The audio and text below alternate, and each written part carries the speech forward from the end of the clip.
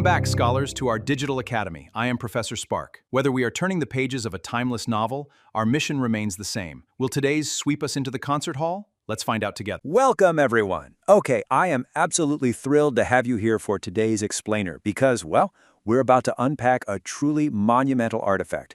We're going to demystify one of Western music's absolute greatest achievements. We're talking about a piece of art so vast, so profound, that it's literally been described as a cathedral in sound. Yep, we are talking about Johann Sebastian Bach's Mass in B minor, or BWV 232.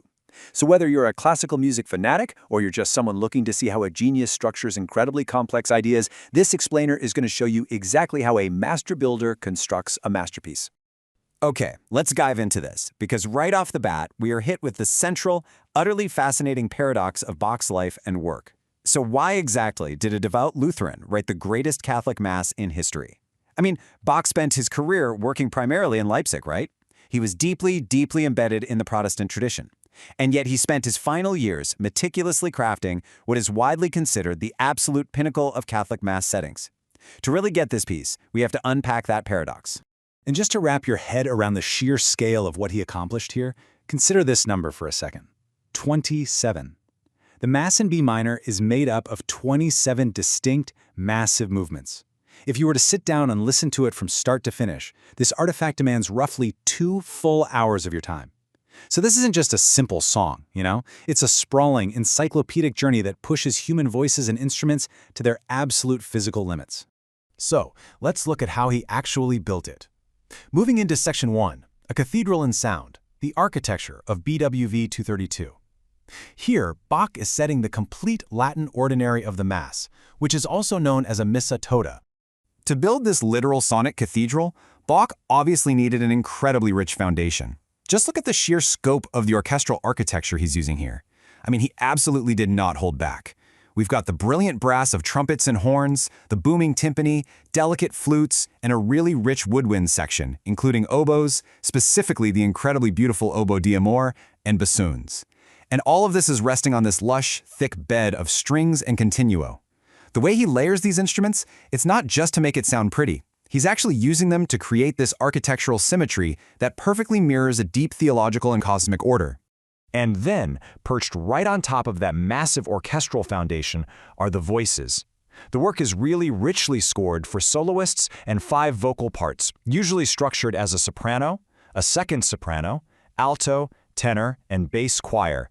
But Bach being Bach, he goes even further, occasionally dividing the choir into up to 8 distinct voices. Just try to imagine the sheer complexity of pulling that off. This profound polyphony, where you have all these multiple completely independent melodies weaving in and out of each other, it acts exactly like the intricate overlapping colors of a stained glass window in our cathedral.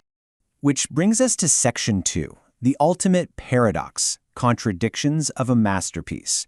Now that we've seen the immense scale of this thing, we really need to explore the astonishing contradictions that make studying this masterpiece so utterly compelling. So the crucial point here is understanding the concept of summa summarum. Basically, Bach created this totally encyclopedic work as a comprehensive summation of his vocal and sacred compositional art, strictly for posterity. But what does that actually mean in practice? Well, it means this piece was completely detached from any practical, everyday liturgical use. It is way, way too long and frankly far too elaborate to have ever been used in a standard Sunday church service. Bach wasn't writing this to please his boss. He was literally writing it for history. Now, what's really interesting about this slide is another pretty glaring paradox. And this one's right in the name. It's famously titled the Mass in B minor, right? But the reality is that much of the actual music heavily centers around D major, which is B minor's relative major key. So the title automatically sets up this expectation of something really somber and dark. But the reality you actually experience is frequently triumphant, bright, and major. And honestly, the contradictions definitely don't stop with just the key signature. Take a look at how masterfully Bach blends entirely distinct musical eras. On the one hand, we have the stile antico, which is this ancient, remarkably pure Renaissance-style counterpoint.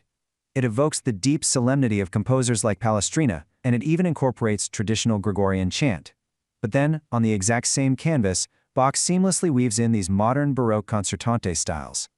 So one minute you're hearing ancient chant, and the next you are hit with these lively, almost toe-tapping dance rhythms and intensely expressive, operatic vocal lines.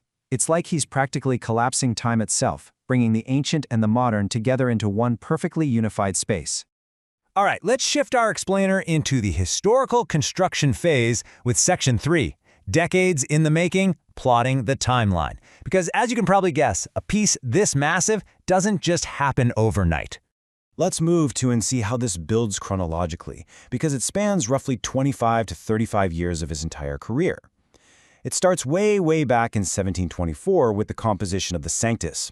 Fast forward a bit to 1733, and Bach presents a Missa, which was just the Kyrie in Gloria at the time, to the Elector of Saxony in Dresden. Then, finally, in 1749, literally the year before his death, he completes the full manuscript. But guys, here is the truly shocking fact.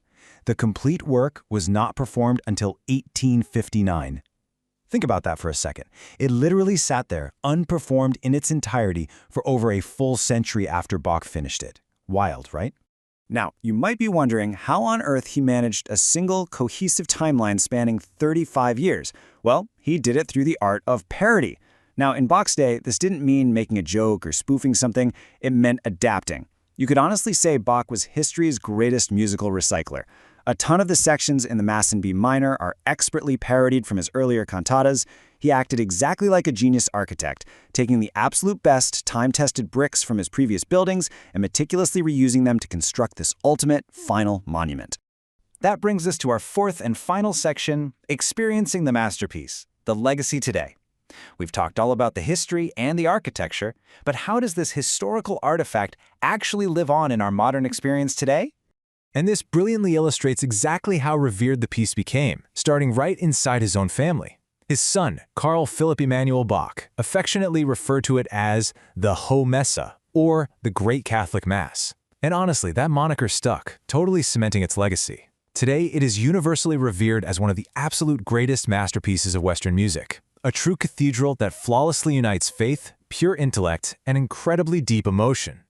Now, if this explainer has done its job, you are probably super eager to actually go and hear it. So I want to give you a specific, personal recommendation on how to experience it today. Go look up the performance by the Netherlands Bach Society, directed by Jos van Veldhoven. It clocks in at roughly 1 hour and 48 minutes long, and it's just this highly praised, historically informed recording. What makes it so perfect is that it's a sublime, crystal clear, and incredibly engaging live performance. It perfectly captures the musicality, that really delicate balance, and the fidelity to true Baroque practices. It really lets you hear the intricate flow and detail of all 27 of those movements we talked about. As we wrap up our explainer today, I really want to leave you with a thought directly inspired by Bach's monumental achievement. Bach spent his final days compiling his Summa Summarum, a time capsule of his absolute best work, meant entirely for posterity, not for any immediate reward, not for applause. So, I have to ask you, if you had to build a Summa Summarum of your own life's work to leave in a bottle for future generations, what exactly would it be? Think about that for a bit. And then, seriously, go put on the Mass in B minor. Thank you so much for joining me, and keep learning.